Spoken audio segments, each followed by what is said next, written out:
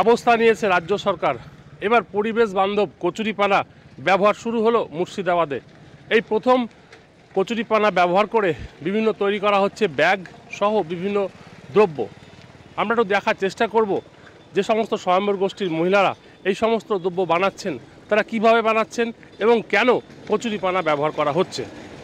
কচুরিপানাগুলো উঠে গেলে সেই জলটাও পরিষ্কার থাকবে, মাছ চাষও ভালোভাবে করা যাবে। দুটো উদ্দেশ্য নিয়ে এই মূলত কচুরিপানাটাকে আমরা বেছে নিয়েছি। সেটা হচ্ছে পরিবেশের কথা ভেবে এবং এই কচুরিপানা থেকে যে এত সুন্দর জিনিস বানানো যায়, হ্যাঁ, সেইটাকে বাস্তবায়িত করার জন্যই আমাদের এই কচুরিপানাটা বেছে নেওয়া। বিনুনি তৈরি করেছি কচুরিপানা দিয়ে, আর এই যে ঝুড়ি, তারপর ব্যাগ, এগুলো তৈরি করছি। ফাইল তৈরি হচ্ছে বিভিন্ন রকম। এখান থেকেই শিখছি আমরা, এখান থেকে শেখানো হচ্ছে। আমাদের ট্রেনার দিদি এসছেন, উনি শেখাচ্ছেন। এটা 20 দিনের ট্রেনিং হবে।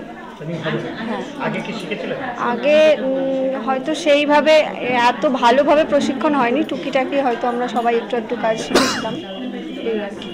শোলার কাজ, পাটজাত সামগ্রীর কাজ, সিল্কের কাজ, কাঁসা পিতলের কাজ, এখানে যেমন মেয়েরা এনগেজ আছে, কাজ করছে।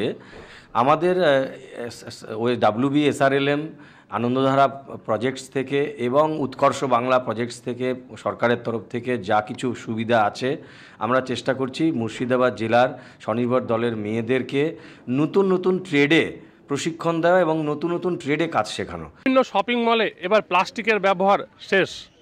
মুর্শিদাবাদের স্বয়ম্বর গোষ্ঠীর মহিলারা কচুরিপানা দিয়ে বানাচ্ছে বিভিন্ন যেমন ব্যাগ, তেমনি পাশাপাশি মেয়েদের ভ্যানিটি ব্যাগ সহ বিভিন্ন হাতের তৈরি উপকরণ। ক্যামেরায় অপূর্বর সঙ্গে কল্যাণ, আমার শহর বেলডাঙ্গা, কলকাতা টিভি।